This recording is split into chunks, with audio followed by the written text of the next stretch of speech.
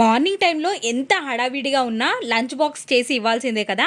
ఆ హడావిడిలో కూడా చిటికెలో అయిపోయే లంచ్ బాక్స్ రెసిపీని చూసేద్దామా. ఎక్కువ టైం టేకింగ్ కాకుండా తొందరగా అయిపోతుంది. కుక్కర్లోనే చాలా సింపుల్ ప్రాసెస్లో ప్రిపేర్ చేసుకోవచ్చు. ముందుగా స్టవ్ పైకి ఒక కుక్కర్ గిన్నెని పెట్టేసుకొని 3-4 టేబుల్ స్పూన్ల వరకు ఆయిల్ వేసుకోవాలి. ఓల్ మసాలా దినుసుల్ని వేసేసి పచ్చిమిర్చి, ఆనియన్స్, కరివేపాకు, కచ్చపచ్చగా దంచుకున్న వెల్లుల్లి రెబ్బలు, బఠానీ, టమాటోల్ని కూడా వేసి మంచిగా ఫ్రై చేసుకోవాలి. కారంని కూడా వేసేసుకోవాలి.